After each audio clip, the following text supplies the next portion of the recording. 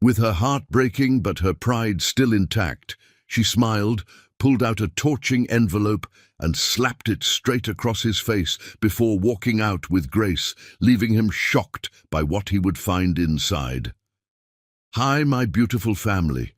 I am Mr. Peter, always here with you in love. Heavenly Father, I thank you for blessing me with this family across the world. Bless every sister, mother, and daughter who listens with a pure heart. May their days be filled with peace, their nights with rest, and their homes with endless love. Lift their burdens, heal their pains, and let them know they are more precious than gold. Amen. My beautiful family, I will take only your 2 minutes. I am the same as most of you, a very sensitive soul. As a child, I could not even see a drop of blood without crying. When my cousin or friend insulted me, I cried. When my late parents stopped me from doing something, I cried. And when I lost my dog Hope, I cried the whole night. Still, even today, I write every emotional and loving story only to satisfy you. If you still leave in the middle, I cannot say anything, but my heart feels it deeply. And in this journey, my biggest strength has been Binta. She changed me so much with her love, her wisdom, and her patience. Without her, I would not be the man standing before you today. My beloved family, this channel was built with my tears, my effort, and my prayers, but it lives because of your love. Every single like, every comment, every moment you spend here is a treasure to me. To my new members, I know trust is not easy, but this is your home now. Stay with me until the end of the story, and you will feel the truth and beauty I pour into every word. If your heart is true, write, present. If your love is real, write, I am with Mr. Peter. Some people spend their entire lives searching for a love that Peter Osgood and Julie Fletcher had found in each other's arms 9 years ago. A love so pure, so consuming, that it made the rest of the world fade into beautiful insignificance. The golden morning light streamed through the floor-to-ceiling windows of their penthouse, casting ethereal patterns across Julie's dark skin as she moved gracefully through their marble kitchen. Peter watched her from the doorway, his heart still racing the way it did on their first date, when she had laughed so hard at his terrible joke that wine had come out of her nose. That moment had sealed his fate forever. "You're staring again," Julie said without turning around, her voice carrying that musical quality that had made him fall in love with her intellect long before he'd fallen for her beauty. She was preparing his coffee exactly the way he liked it. 2 sugars, a splash of cream, stirred clockwise 3 times. It was a ritual she had never missed in 9 years of marriage. "Can't help it," Peter replied, wrapping his arms around her waist from behind. "My wife is the most beautiful woman in the world." Julie leaned back against his chest, fitting perfectly against him as she always had. "Your wife is also the luckiest woman in the world." Their love story had been written in the stars, or so it seemed to everyone who knew them. Peter, the ambitious entrepreneur with dreams bigger than the Manhattan skyline, had met Julie, the brilliant literature professor who could find poetry in a grocery list. Their friends had called them opposites, but they were more like 2 halves of the same soul. He provided the drive, she provided the heart, and together they had built an empire of love and success. 9 years. 9 incredible years of waking up in each other's arms, of stolen kisses in elevators, of dancing in their living room at midnight when the city slept below them. 9 years of Peter building his real estate empire from a single apartment building to a $40 million corporation, with Julie cheering him on every step of the way.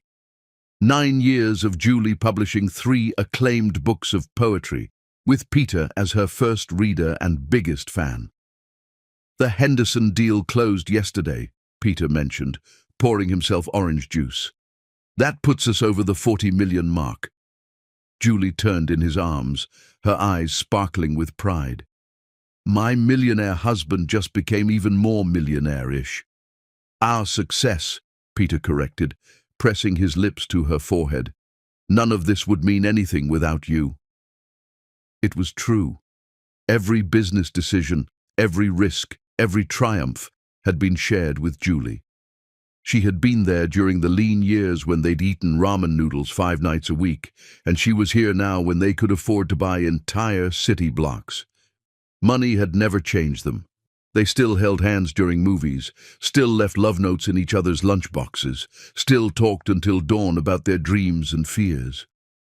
"Speaking of success," Julie said, a mysterious smile playing at the corners of her mouth, "I have something to tell you after the Christmas party." Peter raised an eyebrow. "Can't tell me now?" "Christmas is our anniversary, remember? 10 years of marriage deserves a special moment." Julie's hand unconsciously moved to her stomach, a gesture so subtle Peter almost missed it. Almost. Christmas. Their 10th anniversary. The thought filled Peter with warmth and anticipation. They had been married on Christmas Eve because Julie had said she wanted their love to be celebrated alongside the season of miracles.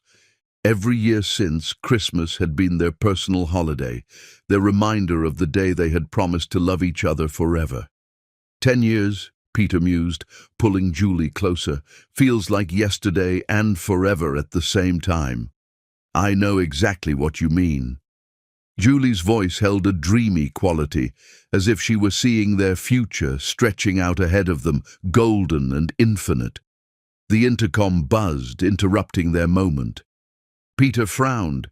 It was barely 8 in the morning, too early for business calls or deliveries. "Mr. Osgood," came the voice of their doorman. "Your mother is here to see you." Peter's jaw tightened almost imperceptibly. Eleanor Osgood's visits had become more frequent lately, always unannounced, always at inconvenient times. Julie noticed the change in his posture immediately. After 9 years together, they could read each other's moods like favorite books. "Send her up," Peter said into the intercom, his voice carefully neutral. Julie squeezed his hand. "She's your mother, honey. She loves you." "I know," Peter replied, though something in his tone suggested he wasn't entirely convinced. "I just wish she'd call first." Eleanor Osgood arrived in a whirlwind of expensive perfume and designer clothing, her silver hair perfectly coiffed, her blue eyes sharp and assessing. She had been beautiful once, Peter knew, but years of disappointment and bitterness had hardened her features into something cold and calculating. "Peter, darling." Eleanor swept into their apartment as if she owned it, her gaze barely acknowledging Julie's presence. "I hope I'm not interrupting anything important." "Never, Mother," Peter said, kissing her cheek dutifully. "You remember Julie, of course." "Of course." Eleanor's smile was tight, polite, and completely without warmth. "Julie, how lovely to see you." Julie stepped forward with genuine warmth, despite the chill in Eleanor's greeting. "Mrs. Osgood, it's wonderful to see you. Can I get you some coffee?" "That's quite all right, dear. I can't stay long." Eleanor's tone suggested that spending time with Julie was something to be endured rather than enjoyed. "Peter, I was hoping we could discuss some family matters, privately." Peter glanced at Julie, who immediately understood. "I'll be in my office," Julie said, kissing Peter's cheek. "I have some grading to finish anyway." As Julie disappeared down the hallway, Eleanor's demeanor shifted subtly. She studied Peter with the intensity of a general planning a battle campaign. "She seems content," Eleanor said carefully. "She's happy." "We're both happy." Peter's voice carried a warning that Eleanor chose to ignore. "Happiness is wonderful, of course. But Peter, you must think about your future, your real future." Eleanor moved to the window, gazing out at the city below as if she owned it. "You're a wealthy man now. $40 million, I'm told. 42 million, actually. And what does that have to do with anything?" Eleanor turned back to him, her eyes glittering with something Peter couldn't quite identify. "It means you have responsibilities. To your family name, to your legacy, to the kind of woman who can help you build something truly great. I already have that woman. Julie has been by my side through everything. Julie is a lovely girl, I'm sure. But Peter, darling, you need to think practically. A man in your position needs a wife who understands society, who can open doors, who comes from the right kind of family. Peter felt a chill run down his spine. What are you saying? I'm saying that Margaret Wellington is back from Europe. You remember Margaret, the Wellington shipping fortune? She's single again, and she's always had such a fondness for you. The name hit Peter like a physical blow. Margaret Wellington, the ice-cold socialite his mother had tried to push on him before he'd met Julie. Beautiful in a distant, untouchable way, but with all the warmth of a marble statue. Mother, I'm married. Happily married. I love Julie more than my own life. Eleanor's smile was sharp as a blade. Love is a luxury, Peter. Security is a necessity. Think about what's best for your future. Think about what kind of children you want to raise, what kind of legacy you want to leave. Children. The word hung in the air between them, and Peter felt something twist in his stomach. He thought of Julie's mysterious smile, her hand moving to her stomach, her promise of a Christmas surprise. I need you to leave, Peter said quietly. Eleanor raised an eyebrow. Peter, I need you to leave. Now. For a moment, mother and son stared at each other across the vast living room. Then Eleanor picked up her purse, her movement sharp and angry. Think about what I've said, Peter. Think very carefully. Some opportunities don't come twice. After she left, Peter stood alone in his living room, staring out at the city that had always represented possibility and hope. But now, for the first time in 9 years, he felt a shadow creeping across his perfect life. From her office down the hall, he could hear Julie humming softly to herself, the same melody she always hummed when she was truly happy. The sound should have comforted him, but instead it filled him with a terrible sense of foreboding. Something was coming, something that would test everything they had built together. Peter just didn't know that the woman he loved more than life itself was carrying their first child, and that his mother had already begun planning the destruction of everything he held dear. Chapter 2. Poison in Paradise. The devil doesn't come dressed in red with horns and a pitchfork. She comes wearing Chanel and speaking in the loving voice of a mother who knows exactly which words will slowly poison her son's heart. Eleanor Osgood sat in her penthouse apartment, phone pressed to her ear, watching the morning traffic crawl through Manhattan 20 floors below. Her manicured fingers drummed against the Italian marble of her desk as she listened to her son's voice, searching for cracks in his armor of happiness. The Christmas party is next week, Mother. Julie's been planning it for months. Peter's voice carried that same warmth it always held when he spoke of his wife, and Eleanor's jaw tightened. How lovely, Eleanor replied, her tone perfectly measured. I'm sure it will be memorable. 3 days had passed since her visit to their apartment, 3 days of careful planning and strategic thinking. Eleanor Osgood hadn't built the Osgood family fortune by accepting defeat, and she certainly wouldn't start now. Her son might think he was happy, but happiness was a luxury that men in his position couldn't afford. Peter, darling, I've been thinking about our conversation the other day. A pause. Mother, I thought I made myself clear. Of course. But as your mother, I worry about your future. $42 million is a remarkable achievement, but it's only the beginning. Think about what you could accomplish with the right connections. Eleanor rose from her desk, moving to the window where a framed photograph sat on the sill. Margaret Wellington smiled back at her from the photo, blonde, refined, born into old money and older traditions. The perfect wife for a man who needed to think beyond his heart. I don't need connections. Julie and I have everything we want. Do you? Eleanor's voice dropped to a whisper. Or do you simply think you do because you've never seen what's truly possible? The seed of doubt. Eleanor had planted it carefully, knowing that even the strongest love could be weakened by persistent questioning. She had learned this lesson decades ago when her own husband had been torn between love and ambition. Love had won then, and look how that had ended, with him dead at 52 from a heart attack brought on by the stress of trying to balance passion with practicality. Peter, I had lunch with Margaret's mother yesterday.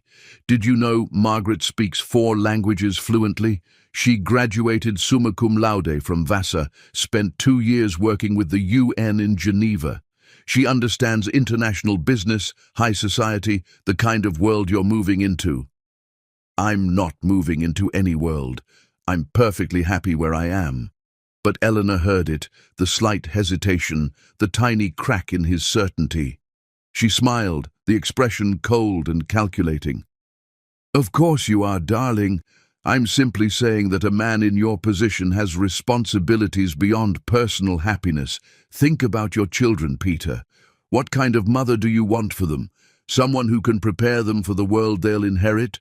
Or someone who comes from such different circumstances? The poison was spreading. Eleanor could feel it in the silence that stretched between them, in the way Peter's breathing had changed on the other end of the line. I have to go, Mother. Julie's waiting for me. Give her my regards, Eleanor said sweetly. And Peter. Think about what I've said.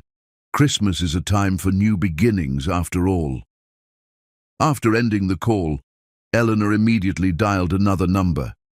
Her private investigator answered on the first ring. Mrs.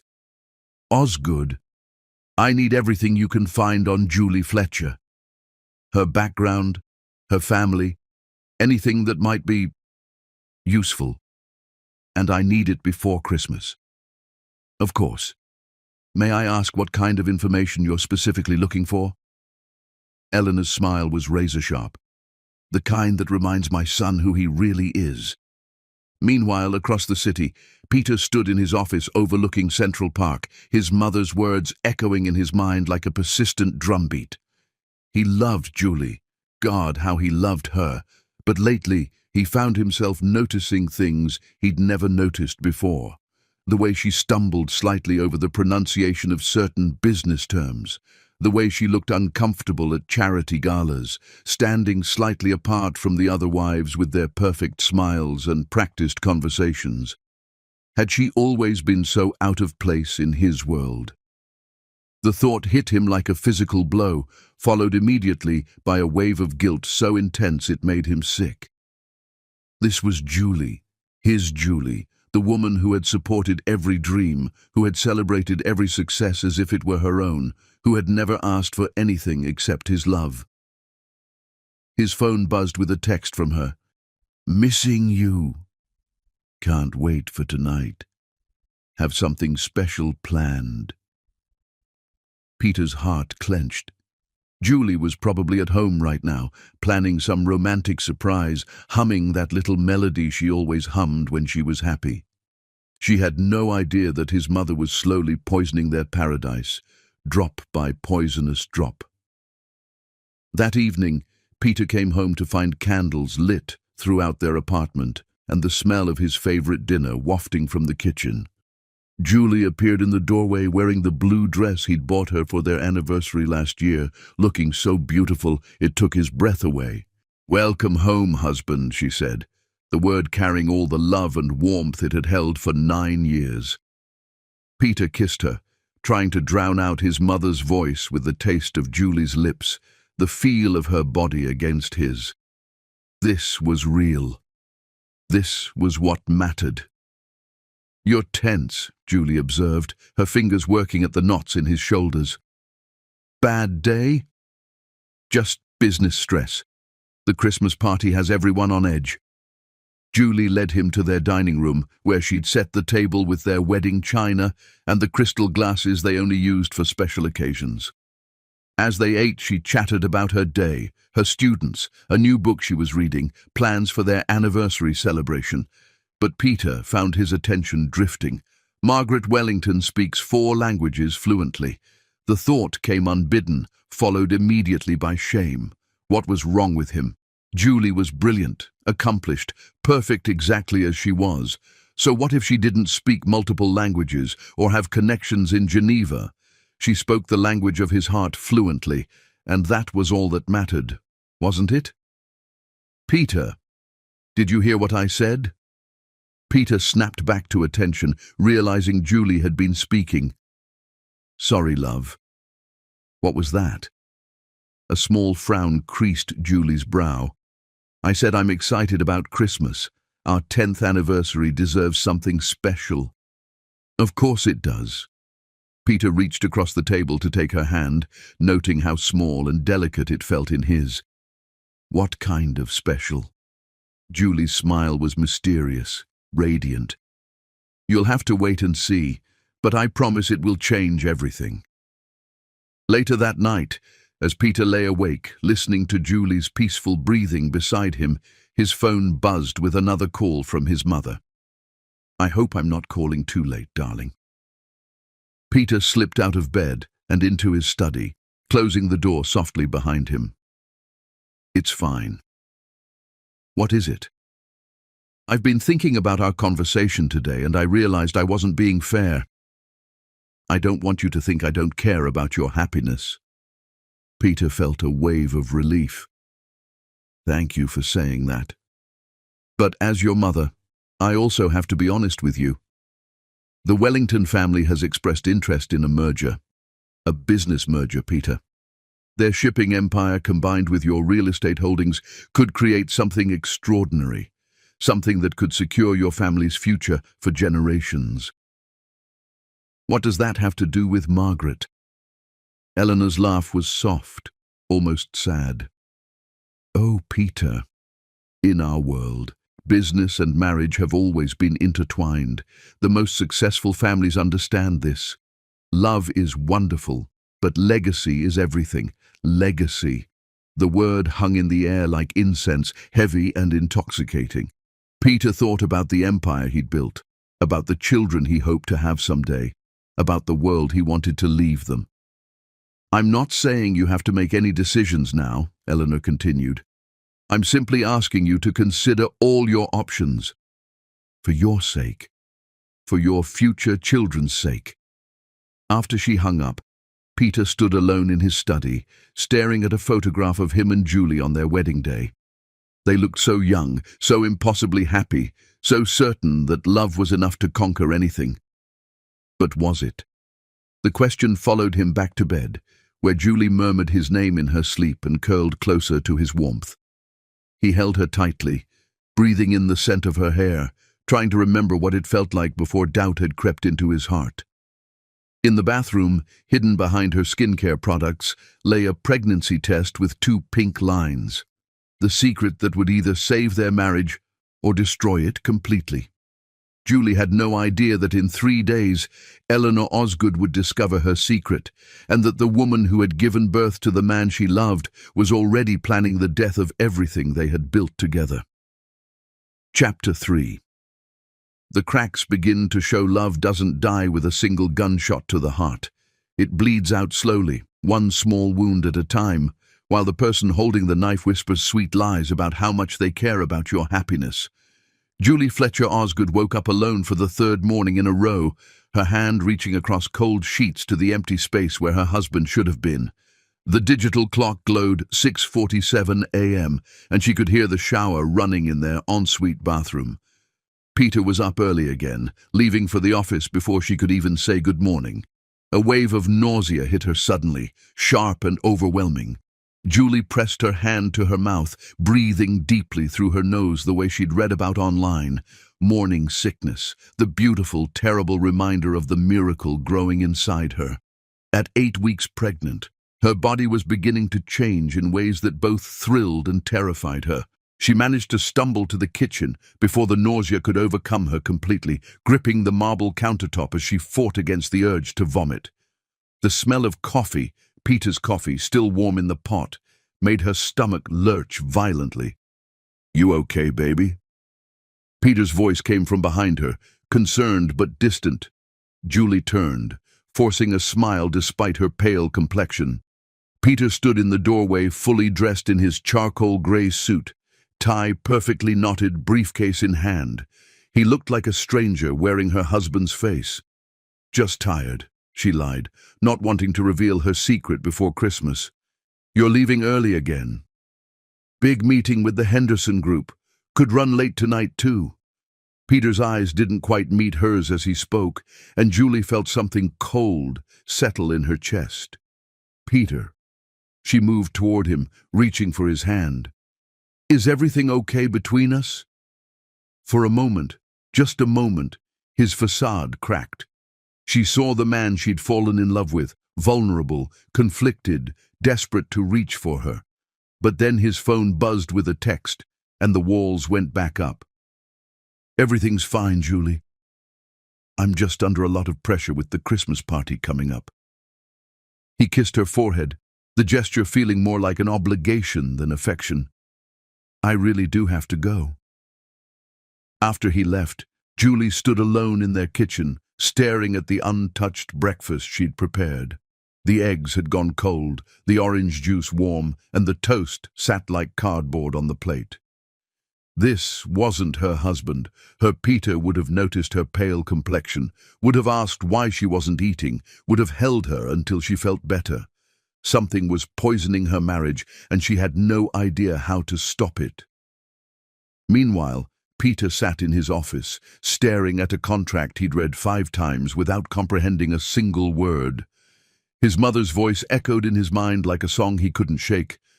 "Think about your legacy. Think about your children. Think about what kind of mother you want for them." The phone rang, and his secretary's voice came through the intercom. "Mr. Osgood, your mother is on line 1. Peter closed his eyes, knowing he should refuse the call, but finding himself reaching for the phone anyway. "Good morning, Mother." "Peter, darling, I hope I'm not interrupting anything crucial." "What is it?" His tone was sharper than he'd intended. Eleanor's laugh was silk over steel. "I wanted to tell you about the most wonderful encounter I had yesterday. I ran into the Wellingtons at the Metropolitan Club." Peter's stomach tightened.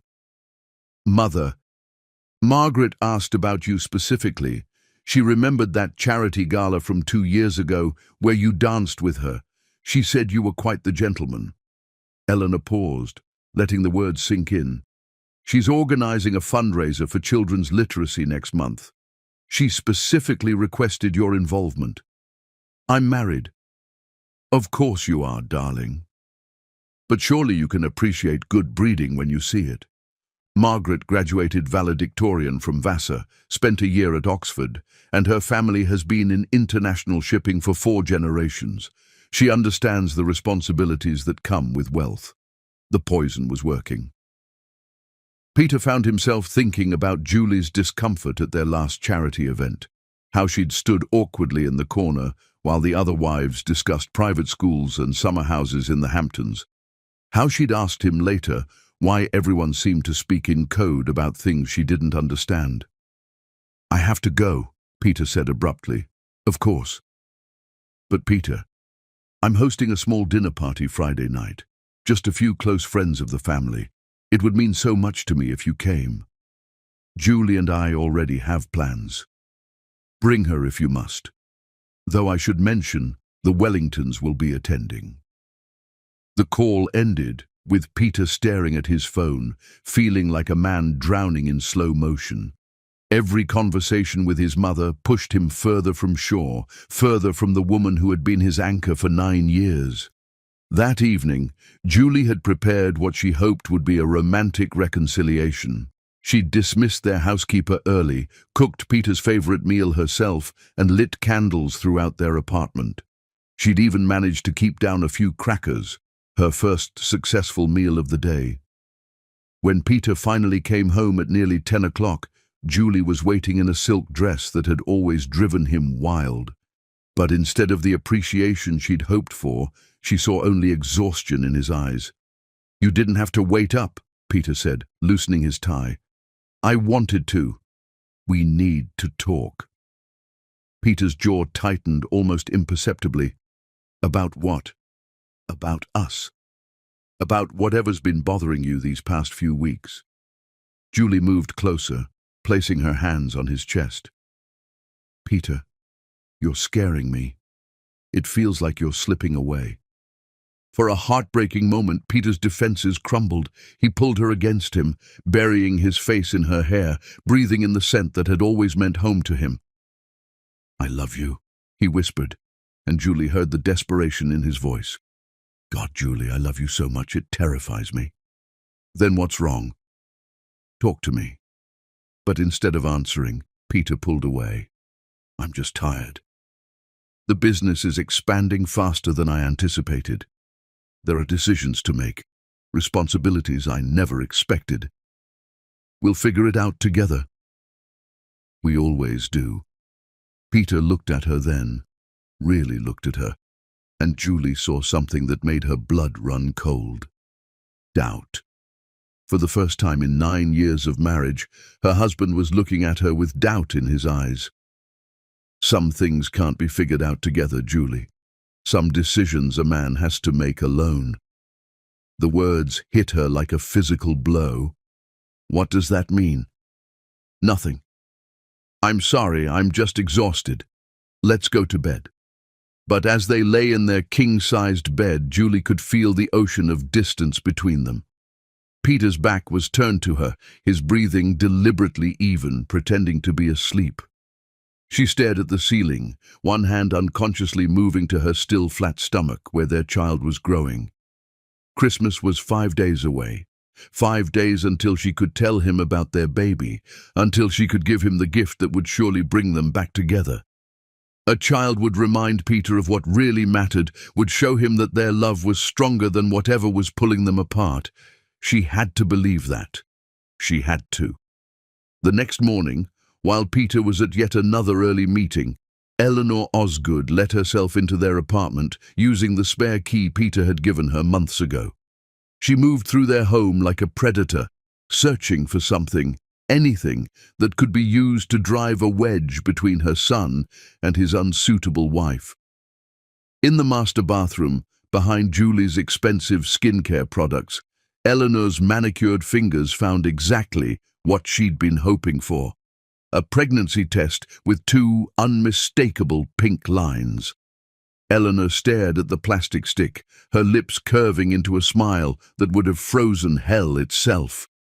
"Perfect," she whispered to the empty apartment. Now she had all the ammunition she needed to destroy them completely. Chapter 4.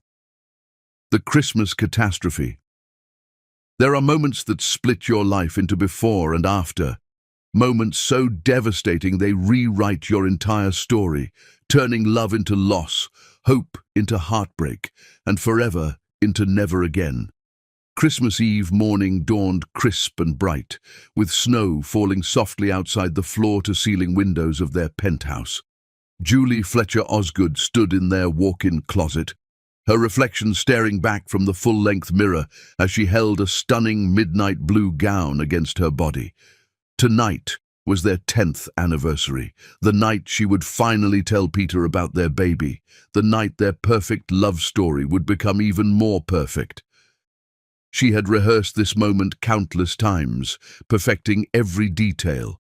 After dinner, when their guests were mingling with champagne, she would take Peter's hand and lead him to their private study. There, surrounded by the books that had brought them together, she would place his hand on her barely there bump and whisper the words that would change everything. "We're having a baby." The dress was exquisite, flowing silk that would hide her barely there bump while accentuating her glowing skin. She'd chosen it specifically for this moment, knowing that years from now she would remember this as the night their family truly began. "You look radiant," Peter's voice came from behind her, but when she turned, she saw him adjusting his black tie with mechanical precision, his eyes distant and cold. Julie felt the first flutter of unease, but pushed it away. Tonight was too important to let Peter's recent mood affect her joy. Once he knew about the baby, everything would return to normal. Better than normal. They would be a family. "It's going to be a beautiful night," Julie said, moving toward him with hope in her heart. "Our 10th anniversary, surrounded by everyone we love. I can't wait to give you your present." Peter's jaw tightened almost imperceptibly. "Present? The best one I've ever given you." Julie's smile was luminous with joy and anticipation, her hand unconsciously moving to rest on her stomach. "But you'll have to wait until tonight. I have something very special planned." For just a moment, Peter's facade cracked, and she saw the man she'd married, vulnerable, loving, desperate to hold on to her. But then his phone rang, shattering the moment. Eleanor's name flashed on the screen like a harbinger of doom. "I should take this," Peter said, stepping away from her. Julie watched him leave the room, her heart sinking with familiar dread. Even on their anniversary, his mother's voice took precedence over her own. She pressed her hand more firmly to her stomach, drawing strength from the tiny life growing there. After tonight, Eleanor's influence would be irrelevant. How could anyone compete with a grandchild? In the hallway, Peter pressed the phone to his ear as Eleanor's voice filled his head with poison disguised as concern. "Tonight is very important, Peter. All the right people will be there, watching how you conduct yourself, evaluating your choices. Margaret flew in this morning specifically for your party. It's my anniversary party, Mother. Not a business negotiation." Eleanor's laugh was soft and deadly. "Oh, darling, everything is a business negotiation when you're worth $42 million. Margaret will be stunning tonight. She's wearing that white Valentino gown. The photographers will certainly notice the contrast." The word contrast hung in the air like a threat. Peter felt the familiar knot of anxiety in his stomach. "You invited Margaret to my anniversary party." "I invited the Wellingtons." "Margaret happens to be their daughter." "Really, Peter, you're being dramatic. It's just dinner. Though I should mention, several board members have expressed interest in the shipping merger. Tonight could be very profitable." Peter closed his eyes, feeling trapped. When had love become so complicated? "I found something interesting in your apartment the other day," Eleanor continued, her tone casual but loaded with threat. Peter's blood turned to ice. "What are you talking about?" "Oh, nothing important. Just evidence that your wife has been keeping secrets from you. Big secrets. Life-changing secrets. The kind that trap men into situations they never wanted." The word trap echoed in Peter's mind like a curse. The line went dead, leaving him staring at his phone with dread crawling up his throat like bile. What had his mother found? What secrets could Julie possibly be keeping, and why did the word trap make him feel like he was drowning?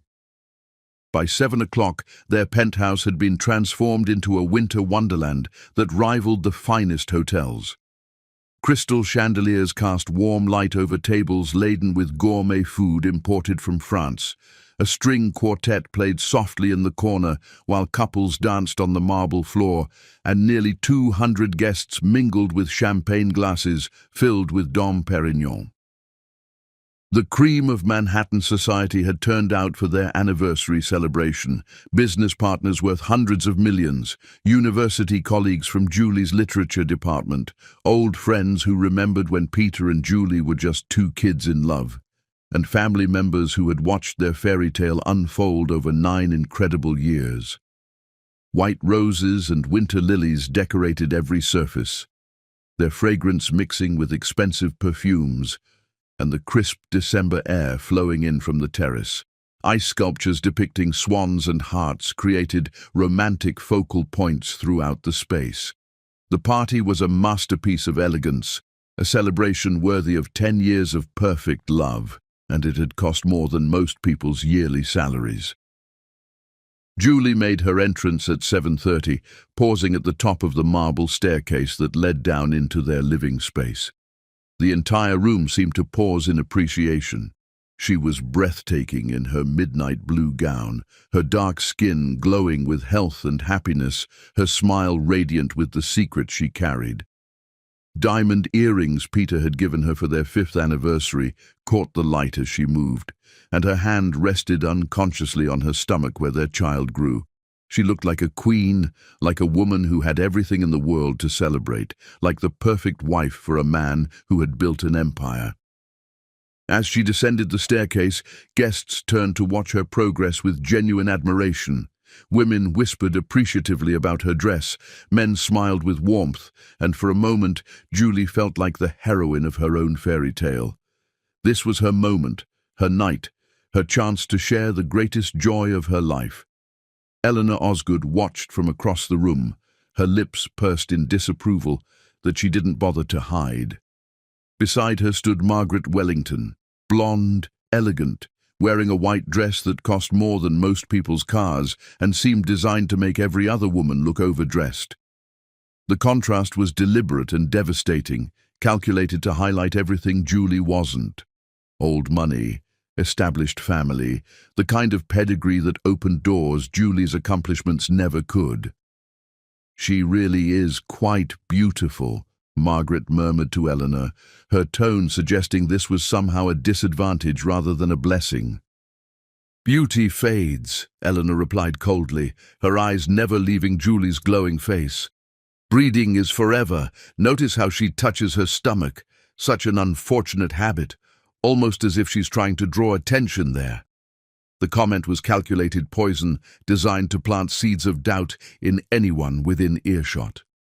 Several society wives exchanged meaningful glances, their trained eyes now focused on Julie's midsection with speculation. Peter saw Julie from across the room and felt his heart stop.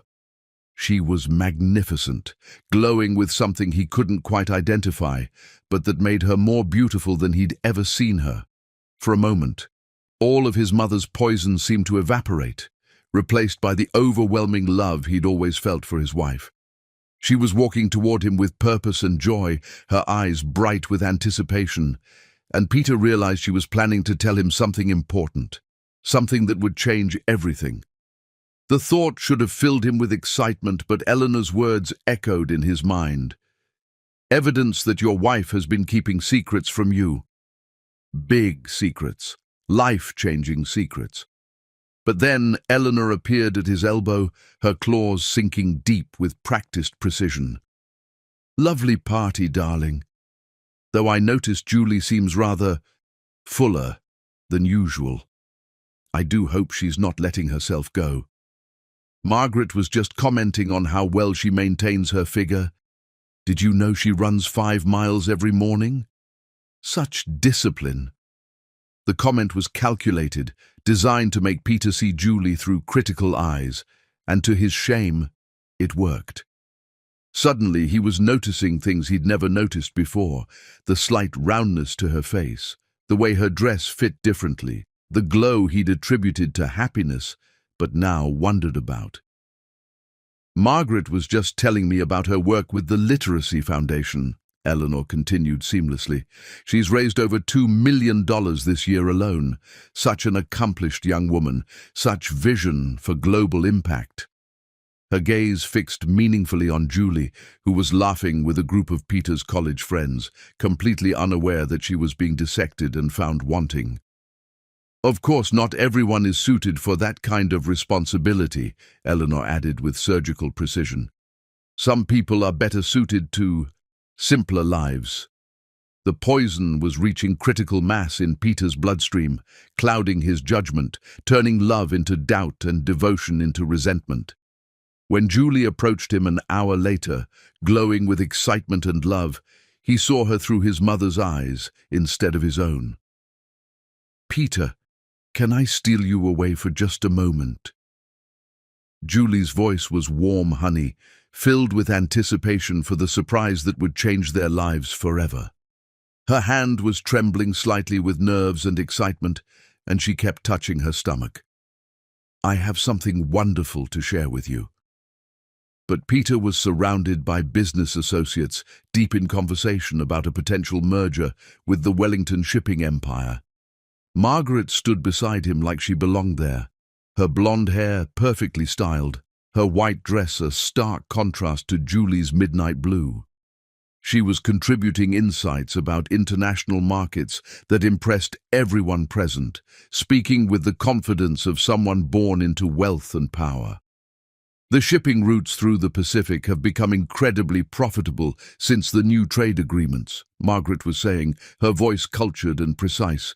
My family's company has seen a 40% increase in revenue just this quarter. Of course, understanding international law requires years of study.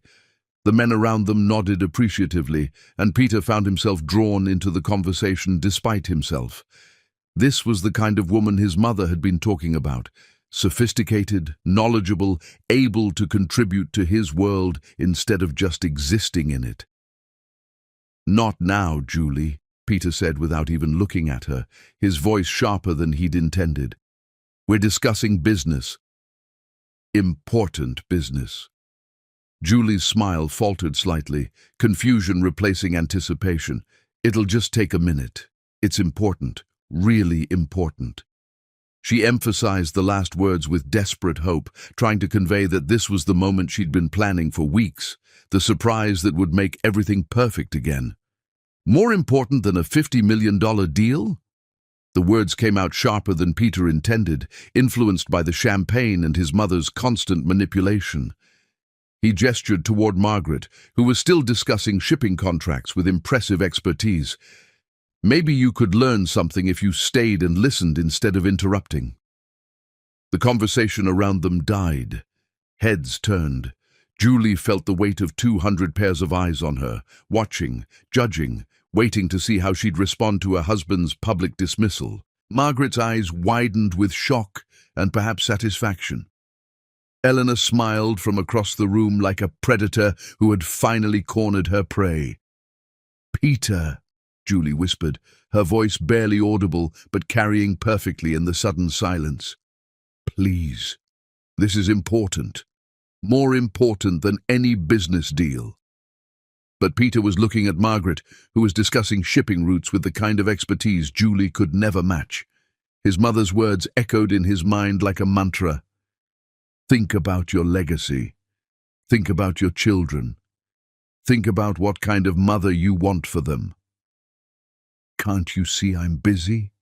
Peter's voice rose, fueled by champagne and weeks of accumulated poison.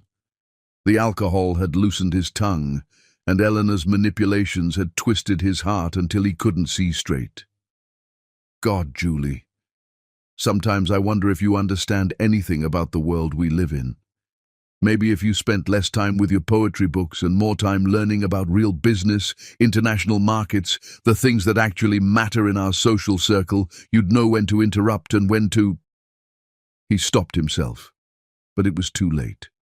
The room had gone deadly silent, 200 guests watching in horror as one of Manhattan's most beloved couples imploded in real time. Margaret Wellington's eyes widened with shock and perhaps a touch of satisfaction. Eleanor smiled from across the room, like a predator who had finally cornered her prey. Even the string quartet seemed to play more softly. The word hung in the air like a blade about to fall. "When to what, Peter?" Julie's voice was steady, but her hands were trembling, and she could feel their unborn child as if it too were recoiling from its father's cruelty. The entire room had gone silent. Every conversation died. Every laugh ceased. Even the waitstaff had stopped moving, frozen by the electric tension. "When to keep your mouth shut and not embarrass yourself by acting so stupid." The word hit Julie like a physical blow. Stupid. Her husband, the man who had promised to love and honor her, the man whose child she was carrying, had just called her stupid in front of everyone who mattered to them. For a moment, the room spun around her. She felt the blood drain from her face, felt her knees threaten to buckle, felt the baby inside her as if it too were recoiling from the cruelty of its father's words. The faces around her blurred with shock and pity and horrified fascination. But Julie Fletcher Osgood was not a woman who broke easily. 9 years of love had given her strength, and the child she carried gave her purpose. With hands that trembled only slightly, she reached into her purse and pulled out the envelope she'd carried all evening, the envelope containing the ultrasound photo and pregnancy confirmation that was supposed to be their greatest Christmas gift. The entire room watched as she walked slowly toward her husband, her dignity intact despite the tears burning in her eyes. When she reached him, she looked directly into his face, the face she'd kissed goodbye that morning, the face she'd loved for 9 years, the face that had just destroyed her heart. "This was going to be our greatest Christmas gift," she said quietly, her voice carrying despite its softness. And then, with all the strength she had left, Julie threw the envelope directly at Peter's face. The ultrasound photo fluttered to the floor like a broken promise, landing face up so that everyone nearby could see the tiny figure curled safely in what should have been love's sanctuary. The pregnancy test fell beside it, those 2 pink lines still visible in the crystal chandelier light, bearing witness to the future that had just been destroyed. The silence was deafening. 200 guests stared at the evidence of what Peter had just lost, many of them crying openly at witnessing the destruction of what they had all believed was the perfect marriage. Julie looked around the room one last time, seeing the shock on faces that had watched her marriage die in real time. Then she lifted her chin, squared her shoulders, and walked toward the door with the grace of a queen in exile. "Julie!" Peter's voice cracked across the room as the full horror of what he'd done crashed over him like a tidal wave. "Julie, wait!" But she was already gone, disappeared into the December night like a dream he'd foolishly thrown away. Peter stared down at the ultrasound photo, his hands shaking as he picked it up with trembling fingers. There, in black and white, was the proof of everything he'd just destroyed.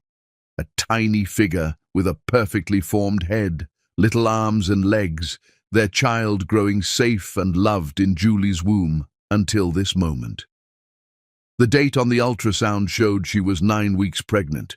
She had been carrying his baby for over 2 months, glowing with joy and anticipation while he had been poisoning their marriage with doubt and cruelty. The pregnancy test lay beside the photo, those 2 pink lines now feeling like an accusation, evidence of the future he had just thrown away with his vicious words. Their guests stared in stunned silence, many of them crying openly at witnessing the destruction of what they had all believed was the perfect marriage. He had called the mother of his unborn baby stupid in front of 200 people on the night she'd planned to share their greatest joy, on their 10th anniversary, on Christmas Eve. And now she was gone, disappeared into the cold December night, carrying his child and his heart with her. Chapter 5. The Devastating Discovery. Hell isn't a place of fire and brimstone. It's the moment you realize you've destroyed the only thing that ever mattered, and there's no way to take back the words that shattered everything. The guests were gone. The caterers had cleared away the remnants of what should have been a celebration. The penthouse stood empty and cold, filled only with the echo of Peter Osgood's footsteps as he paced like a caged animal, the ultrasound photo clutched in his trembling hands. 9 weeks. Julie had been carrying their child for 9 weeks, and instead of sharing her joy, he had called her stupid in front of everyone they knew. "Julie!" Peter's voice cracked as he called her name into the silence. "Julie, please!" But he knew she was gone. He could feel her absence like a physical wound, a hollowness that made it hard to breathe. The apartment that had been their sanctuary for 9 years now felt like a tomb. Peter ran to their bedroom, throwing open the walk-in closet doors. Half of Julie's clothes were gone. Her suitcases, her jewelry box, the poetry book she kept on her nightstand. She hadn't just left. She had disappeared completely, taking pieces of their life together as if she never intended to return. On their bed lay her wedding ring, the diamond catching the light like tears. The sight of it brought Peter to his knees, literally. He collapsed beside the bed, clutching the ultrasound photo to his chest as sobs tore from his throat. Their baby. They were having a baby, and he had driven her away. His phone rang, shattering the silence. Eleanor's name flashed on the screen, and for the first time in his life, Peter felt pure hatred for his mother. "Well," Eleanor's voice was crisp, satisfied. "How was the rest of your party?" "She's pregnant." The words came out broken, barely human. "Julie's pregnant, and Yes, I know." The casual admission hit Peter like a physical blow. "You knew?" "Of course I knew. I found the pregnancy test in your bathroom 3 days ago. Really, Peter, you should be thanking me. Better you find out now what kind of woman you married, the kind who keeps such important secrets." Peter's vision blurred with rage. "You manipulated me. You destroyed my marriage. I saved your future. That woman would have trapped you with a baby, kept you tied to a life beneath your potential. Now you're free to make the right choices." "Free?" Peter's voice rose to a roar. "I just lost the only woman I've ever loved. I lost my child. How is that freedom?" Eleanor's laugh was cold as winter wind. "You lost a literature professor who didn't belong in your world. Tomorrow, you can start building something real with Margaret Wellington." The phone shattered against the wall where Peter hurled it, pieces of glass and plastic scattering across the marble floor like fragments of his broken life. The next 3 days blurred together in a haze of desperate phone calls and dead ends. Peter called Julie's sister in Chicago. She hadn't heard from Julie. Her parents in Atlanta knew nothing. Her colleagues at the university thought she was still on Christmas break. Her best friend from college claimed ignorance, though Peter heard something in her voice that suggested she was lying. Julie Fletcher Osgood had vanished as completely as if she had never existed. Peter hired private investigator Maxwell Hayes on December 27th, a gruff man with 40 years of experience finding people who didn't want to be found. "She's smart," Hayes said, after reviewing what little information Peter could provide. "Closed her bank accounts, quit her job effective immediately, sold her car to a dealer for cash. This wasn't an impulse decision. She planned her exit strategy." "Can you find her?" Hayes studied the ultrasound photo Peter had given him. "Maybe, but it'll take time, and it'll cost you. People who disappear this clean usually stay disappeared." "I don't care what it costs. Find my wife. Find my child." The private investigator's first lead came on New Year's Eve, a charge on Julie's credit card at a hospital in Chicago, dated December 28th. Peter's heart raced with hope and terror. Had something happened to the baby? Was Julie sick? By the time Peter reached Chicago, the trail had gone cold again. The hospital confirmed that a woman matching Julie's description had been treated in the emergency room for severe dehydration, but she had given a false name and paid in cash. The security cameras showed a woman in a hooded coat, her face hidden, leaving alone in a taxi. "She's pregnant and she's stressed," the attending physician told Peter. "Dehydration can be dangerous in the first trimester. She needs proper prenatal care." The words were torture. His wife, his pregnant wife, was somewhere out there alone, possibly sick because of what he had done. January dissolved into February. Peter's business empire, built over 15 years of relentless work, began to crumble from neglect. Board meetings were cancelled, deals fell through, partnerships dissolved. His employees watched in bewilderment as their driven, successful boss became a hollow-eyed ghost who spoke only about finding a woman none of them had ever heard him mention before. The private investigators' reports came weekly, each one more disappointing than the last. Julie had been spotted in Denver, but by the time they got there, she had vanished again. A pregnant black woman matching her description had rented an apartment in Portland under the name J. Fletcher, but when Peter arrived, the landlord said she had moved out days earlier, leaving no forwarding address. "It's like she knows you're coming," Hayes told Peter during one of their increasingly grim meetings. "She's staying one step ahead, always." Peter stared at the map on Hayes's desk, marked with red pins showing every dead end, every near miss. "She's protecting herself. From me." The realization was devastating. The woman who had once run to him for comfort, who had shared every joy and sorrow, who had been his partner in everything, was now running from him like he was her greatest enemy. And maybe he was. 3 months after Christmas Eve, Peter sat alone in his empty penthouse, holding the ultrasound photo that had become his most treasured possession. Julie would be showing by now, their child growing bigger every day. Was she taking her vitamins? Was she eating enough? Was she scared? The questions tormented him every waking moment. Somewhere out there, Julie Fletcher was carrying his child, and he might never see either of them again. The empire he had built meant nothing without them. The money, the success, the respect, all of it was ashes in his mouth. He had gained the whole world and lost his soul, and it was entirely his own fault. Chapter 6.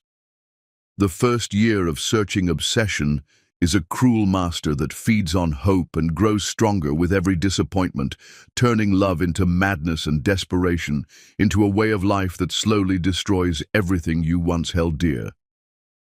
Peter Osgood stood in his office overlooking Central Park, but he saw none of the spring blossoms beginning to bloom outside his floor-to-ceiling windows. Instead, his bloodshot eyes were fixed on the wall that had become his shrine of desperation, a massive map of North America covered in red pins, each one marking a dead end, a false lead.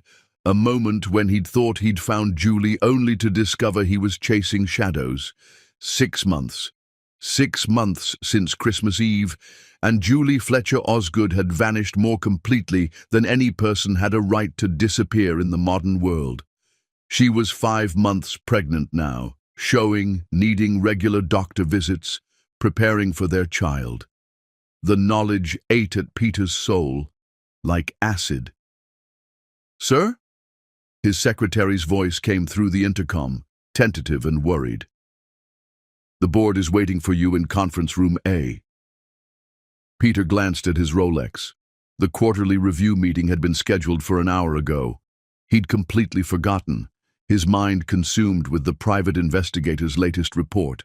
"Tell them I'll be there shortly," Peter said, his voice hoarse from exhaustion. But even as he spoke, his phone was buzzing with another call from Maxwell Hayes.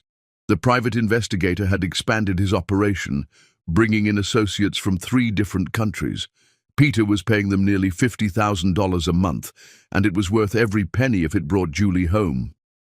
"Hayes, tell me you have something." "Maybe." "Hospital records in Vancouver show a Jane Fletcher admitted for prenatal care last week. Fits the physical description and the timing's right." Peter's heart hammered against his ribs. "I'll be on the next plane." "Mr.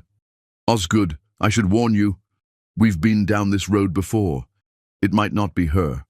But Peter was already grabbing his coat. The board meeting could wait. Hell, the entire company could wait. Nothing mattered except finding the woman who carried his heart and his child. The flight to Vancouver felt endless. Peter stared out the window at the clouds, remembering the last time he'd flown anywhere with Julie. It had been their 8th anniversary trip to Paris, where she'd cried at the beauty of the Louvre, and he'd proposed to her again with a vintage ring he'd found in a tiny shop on the left bank.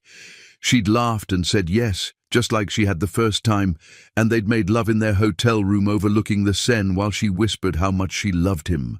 Now she was running from him like he was a monster. The hospital in Vancouver was clean and modern, but Peter's hands shook as he approached the reception desk. A kind-faced nurse listened to his story with growing sympathy. "I'm sorry, Mr. Osgood, but patient information is confidential. Even if Jane Fletcher were here, which I can neither confirm nor deny, I couldn't—" "Please," Peter's voice cracked. "She's my wife. She's carrying my child. I just need to know she's okay." The nurse's expression softened. "Sir, if you truly care about this woman's well-being, perhaps you should ask yourself why she doesn't want to be found." The words hit harder than any physical blow. Peter stood in the hospital lobby for an hour, hoping to catch a glimpse of a familiar figure, but Jane Fletcher, whoever she was, remained a ghost. The flight home was torture. Hayes called while Peter was still in the air with devastating news. Jane Fletcher wasn't Julie. She was a local woman who happened to match the general description. Another dead end. Another shattered hope. Back in Manhattan, Peter's business empire was crumbling. Stock prices had fallen 20%. The Henderson deal, worth $30 million, had collapsed when Peter failed to show up for 3 consecutive meetings. His CFO quit, followed by his head of operations. The board was meeting in emergency session, discussing whether to remove him as CEO. Peter didn't care about any of it. "You're destroying yourself," his business partner Robert Martinez told him during what was supposed to be a strategy meeting but had become an intervention. "Julie wouldn't want this." "You don't get to tell me what Julie would want," Peter snarled, his usual composure completely gone. "You don't know what she would want because she's not here. And she's not here because I destroyed the only good thing I ever had." Robert studied his old friend with concern. Peter had lost 20 pounds, rarely slept, and seemed to exist on nothing but coffee and determination. "Peter, you can't keep living like this." "I'm not living. I'm searching. There's a difference." The next lead came from Denver. A woman matching Julie's description had rented a small apartment under the name Julie F. Smith. She was visibly pregnant, kept to herself, and paid rent in cash. Peter's heart raced as he boarded another plane, Hayes's warning ringing in his ears. She moved out 3 days ago. No forwarding address. But Peter had to try. He had to see the place where Julie might have lived, might have slept, might have dreamed about their child. The apartment building was modest but clean, in a quiet neighborhood far from Denver's business district. The landlord, Mrs. Chen, was an elderly woman with kind eyes and a suspicious nature. "She was a lovely girl," Mrs. Chen said, studying Peter carefully. "Very quiet, very sad. She asked me once if I thought people could ever truly forgive each other." Peter's throat tightened. "What did you tell her?" "I said forgiveness is possible, but some wounds take time to heal. She cried when I said that." Mrs. Chen paused. "Are you the one who hurt her?" The question hung in the air like an accusation. Peter couldn't speak, could only nod. "She was scared," Mrs. Chen continued, always looking over her shoulder, like she expected someone to find her. "When she left, she asked me to promise not to tell anyone about her, especially not her husband. I just want to talk to her, to apologize." "Some apologies come too late, young man. That girl was broken inside. Whatever you did to her, it cut deep."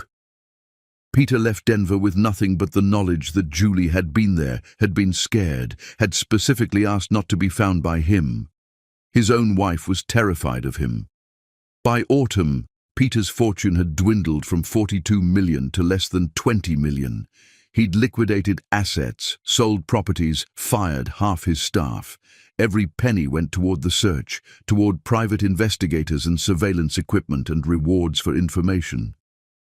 The near misses continued like torture designed by a cruel god.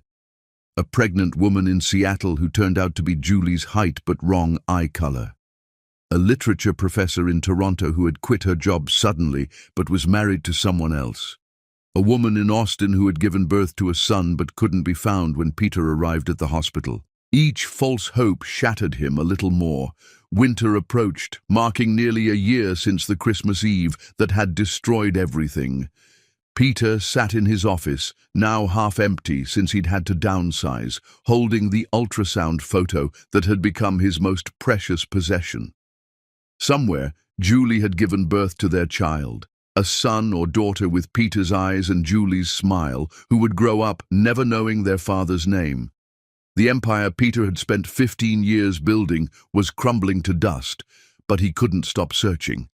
He would spend every last dollar, sacrifice every achievement, destroy every dream if it meant finding the family he had thrown away with his cruel words. Because without Julie and their child, success meant nothing. Without them, Peter Osgood was nothing. Chapter 7. The second year, deeper desperation. Madness doesn't announce itself with dramatic flourishes. It creeps in quietly through sleepless nights and unanswered prayers, turning a desperate search for love into a haunted existence that no longer resembles anything human. Peter Osgood stood in the ruins of what had once been his corner office, surrounded by cardboard boxes and the ghosts of his former empire. The Manhattan skyline still glittered outside his windows, but the view belonged to someone else now. He'd been forced to sell the building 6 months ago, along with most of his remaining properties. His net worth had plummeted to less than $8 million, still wealthy by most standards, but a catastrophic fall from the $42 million he'd possessed before he destroyed his marriage. None of it mattered. Money was just paper when your heart was walking around somewhere in the world, carried in the body of a woman who would rather disappear than see your face again. Mr. Osgood. Maxwell Hayes stood in the doorway, his weathered face showing the strain of 20 months of fruitless searching. The private investigator looked older, grayer, worn down by the impossible task of finding a woman who had become a ghost. "I have something." Peter's head snapped up from the security footage he'd been studying for the 100th time, grainy mall surveillance from Phoenix showing a woman with a baby who could be Julie. His hands shook as he paused the video. "Tell me." Hayes sat down heavily, pulling out a thick folder. "Birth certificate. Alan Fletcher, born at Portland General Hospital 14 months ago. Mother listed as Julia Fletcher, father unknown." The world tilted on its axis. Peter gripped the edge of his desk as the words sank in like bullets. Alan. Their son's name was Alan, and he was 14 months old. Walking, probably saying his first words, growing up without ever knowing his father's name. "She had the baby," Peter whispered, the words scraping his throat raw. "Our son. His name is Alan. Sir, I need to prepare you for what we found. Julie left Portland 8 months ago. No forwarding address, no trace of where she went. But there's more." Hayes pulled out a photograph, hospital security footage showing a woman in a wheelchair being pushed toward the exit. Even from behind, even with her hair different, Peter knew that silhouette like his own heartbeat. "She was alone," Hayes continued quietly. "Gave birth alone, recovered alone, left alone with the baby. No visitors listed in the hospital records.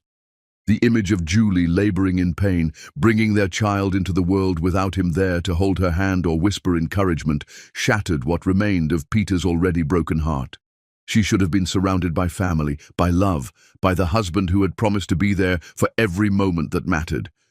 Instead, she'd been utterly alone because of his cruelty. "The mall footage from Phoenix," Peter said suddenly, his voice sharp with desperate hope. "Show me again." Hayes pulled out his laptop, queuing up the security video. Peter leaned forward as the footage played. A woman with dark skin pushing a stroller through the food court, her face partially hidden by sunglasses and a baseball cap. The baby in the stroller appeared to be about a year old, with light brown skin and thick dark hair. "It could be her," Hayes said carefully. "The height matches. The build is right. But, sir, we've been down this road. It's her." Peter stood so quickly his chair toppled backward. "I know it's her. The way she moves, the way she holds her shoulders when she's trying not to be noticed. That's Julie. Mr. Osgood, even if it is, this footage is 3 weeks old. By the time we get to Phoenix..." But Peter was already grabbing his coat, his laptop, his phone. The obsession that had consumed 20 months of his life flared to life with renewed intensity. Alan. His son's name was Alan, and Julie was in Phoenix with their child. The flight to Phoenix felt eternal. Peter stared out the window at the desert landscape below, his mind racing with possibilities. What would he say to Julie when he found her? How did you apologize for destroying someone's faith in love itself? How did you explain that you'd spent nearly 2 years and $34 million trying to undo the worst moment of your life? The mall security office was cramped and smelled of stale coffee, but the head of security was cooperative once Peter explained the situation and showed him the birth certificate. "That's the Paradise Valley Mall food court," the man confirmed, studying the footage. "But sir, this video is from 3 weeks ago. If someone was trying to avoid being found, they'd be long gone by now." Peter's heart sank, but he had to try. He spent 2 days canvassing every hotel, every apartment complex, every rental agency in Phoenix and the surrounding areas. He showed Alan's birth certificate and the hospital photo to dozens of clerks and managers, searching for anyone who might have seen a young black woman traveling alone with a toddler. On the 3rd day, he found a brief spark of hope. A desk clerk at a modest hotel near the airport remembered checking in a woman who matched Julie's description about a month earlier. She paid cash for a week, the clerk told him, kept to herself, never left the baby alone. Sweet kid, maybe a year old. He had the biggest brown eyes. Did she say where she was going when she checked out? The clerk shook his head. Sorry, man. She just left one morning. Seemed like she was in a hurry. Another dead end. Another crushing disappointment. Peter returned to New York feeling more hollow than ever. His investigators continued their work, but the leads were getting colder, the trail more impossible to follow. Julie wasn't just hiding, she was actively staying ahead of them, moving frequently, always one step beyond their reach. "She knows we're looking," Hayes told Peter during their monthly meeting in what remained of Peter's business office. "She's smart, she's careful, and she has resources we didn't know about. Someone's helping her." The thought that Julie had allies in her escape, people who knew about Alan and were actively helping her avoid Peter, felt like betrayal layered on top of loss. But he couldn't blame them. If he'd heard the story from the outside, successful businessman publicly humiliates pregnant wife, drives her to disappear, he'd help her hide too. His reflection in the bathroom mirror was unrecognizable. Peter had lost 40 pounds over 20 months of obsessive searching. His hair had gone grey at the temples, his eyes were sunken with exhaustion, and his expensive suits hung loose on his diminished frame. He looked like what he was, a man being consumed by his own guilt and desperation. The phone rang at 2 in the morning, jolting Peter from a restless sleep on his office couch. Hayes's voice was urgent but cautious. "I found something else. Property records show a Julie Fletcher rented a house in Boise, Idaho 9 months ago. Lease was paid for 6 months in advance, but she left after 3 months. I'll be on the first flight. Sir, she's not there anymore, but the landlord kept some things she left behind. Photo albums, baby clothes, maybe nothing." Peter knew that by now, but he couldn't stop himself from hoping. He flew to Boise, carrying the weight of 20 months of disappointment, but also carrying the desperate dream that maybe this time would be different. The rental house was small but clean, in a quiet neighborhood perfect for raising a child. The landlord, an elderly man named Frank, met Peter at the door with a box of items Julie had abandoned. "Nicest tenant I ever had," Frank said, shaking his head sadly. "But she was running from something or someone. Jumped every time the phone rang, never stayed outside long with the baby." Inside the box were treasures that broke Peter's heart. Photo albums filled with pictures of Alan's first months, his first smile, his first time sitting up. Julie had documented everything, creating memories that should have been shared but were experienced alone instead. At the bottom of the box was a letter, unsealed, addressed to no one. Peter's hands trembled as he unfolded the paper and recognized Julie's handwriting. "Alan took his first steps today. He walked 4 whole steps from the couch to my arms, and I cried because his father should have been here to see it. I keep thinking about what our life was supposed to be, birthday parties and bedtime stories and teaching him to ride a bike. Instead, I'm teaching him to be invisible, to move quietly, to not trust the world around him. What kind of mother does that make me?" The letter ended there, unfinished, and Peter understood that Julie's pain was as deep and consuming as his own. She wasn't just protecting herself, she was mourning the family they were supposed to be. As Peter flew back to New York with the box of memories, he realized the terrible truth. Julie wasn't just running from him. She was running from the life they'd lost, the dreams that had died on Christmas Eve, the future that could never be recovered. And somewhere in the vast expanse of America, his son Alan was growing up believing his father had never wanted him at all. Chapter 8. Julie's hidden life strength is not the absence of fear. It's loving someone so completely that you choose to protect them from the very person who gave them life, even when that choice slowly kills the heart that still beats only for him. Julie Fletcher sat on the worn carpet of their latest temporary home, a small apartment above a bakery in Salem, Oregon, watching her 22-month-old son stack colorful blocks with the focused determination he'd inherited from his father. Alan had Peter's eyes, warm brown with flecks of gold, and his stubborn chin, but thankfully he had her gentler temperament and her love for quiet moments. Every morning began the same way. Julie would wake before dawn, her hand instinctively reaching across the empty bed for a man who hadn't been there in over 2 years. The absence hit her fresh each day, a physical ache that had never dulled despite the passing months. She would lie there in the grey light, listening to Alan's soft breathing, and allow herself exactly 5 minutes to remember what it felt like to wake up loved. "Mama, look." Alan held up his tower of blocks proudly, his vocabulary expanding daily in the way of toddlers who were just discovering the power of words.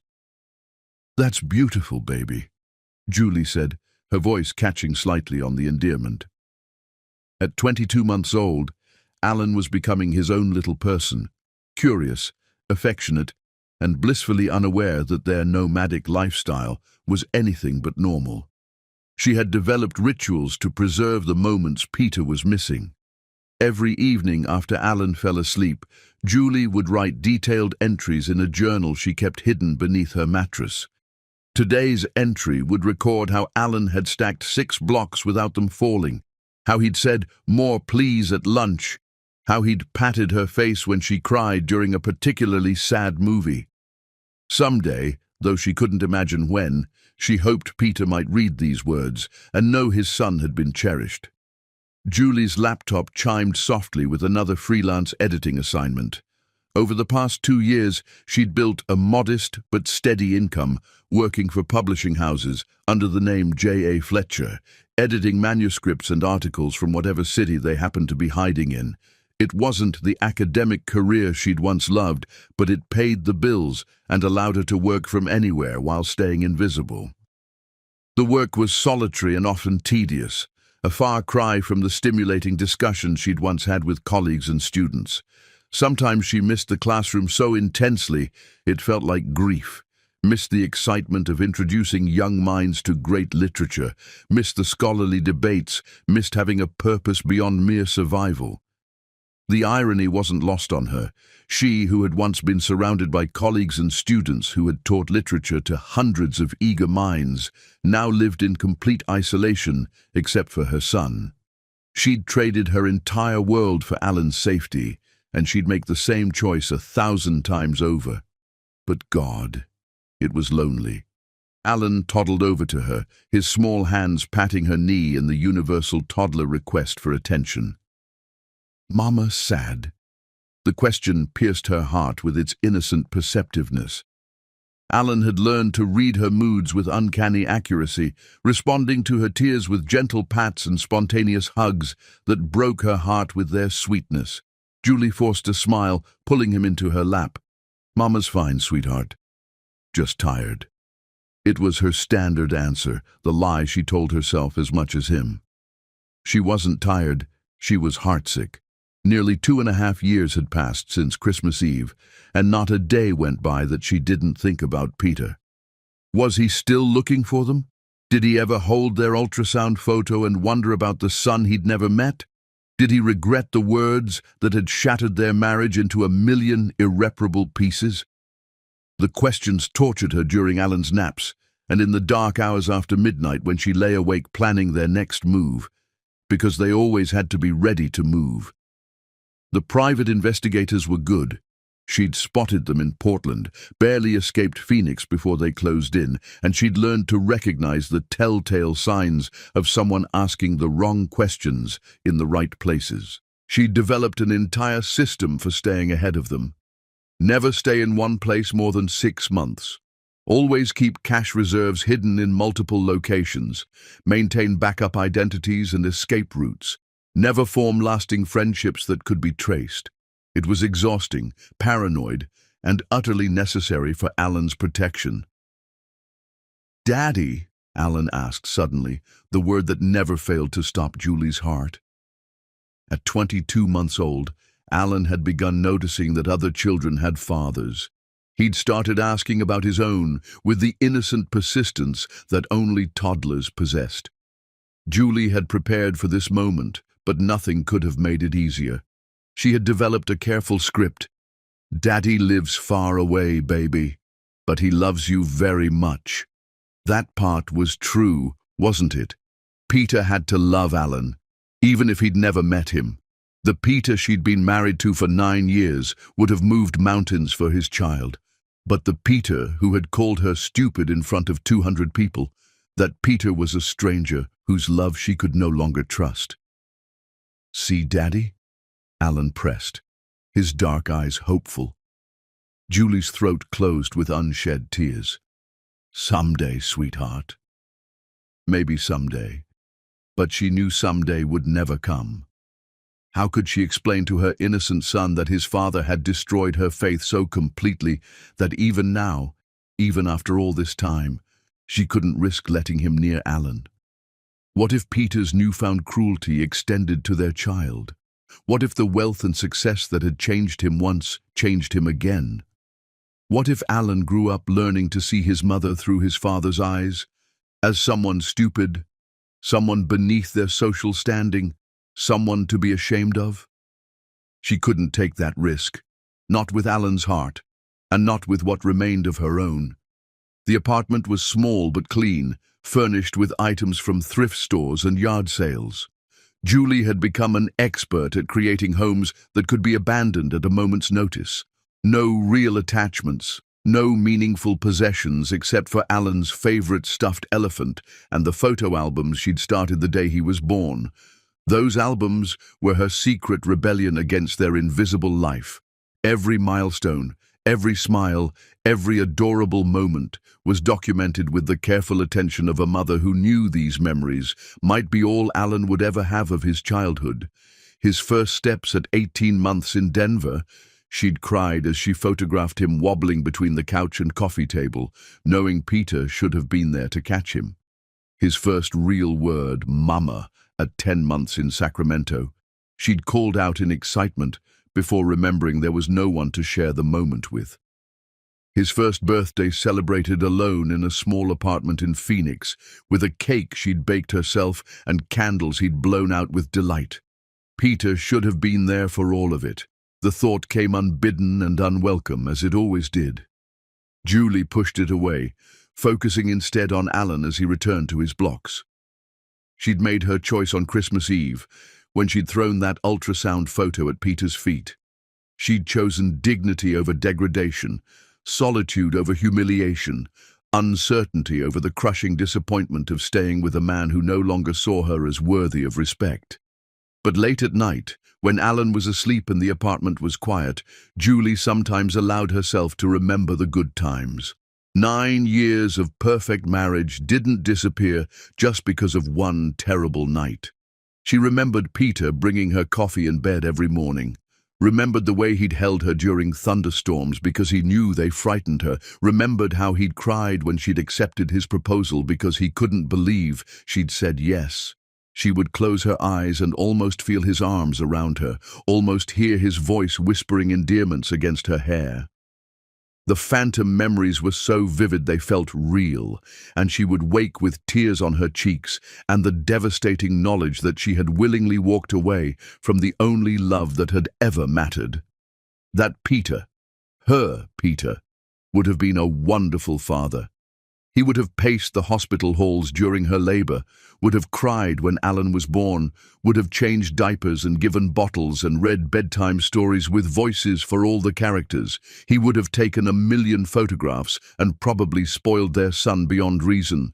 But that Peter had died somewhere between success and his mother's poison, leaving behind a stranger who'd valued business mergers over love, social standing over loyalty, appearances over the woman who'd stood by him through everything. "Mama, hungry," Alan announced, abandoning his blocks in favor of tugging on Julie's jeans. Julie checked her phone. Past noon already. Time moved strangely when you spent your days in self-imposed exile, marked only by a toddler's needs and the endless cycle of work, play, nap, repeat. She had lost track of seasons, holidays, everything except the basic rhythm of survival. In the tiny kitchen, she prepared Alan's lunch while he chattered about the pigeons he'd seen from the window and the nice lady at the bakery downstairs who always waved at him. His innocent joy in simple things broke her heart regularly.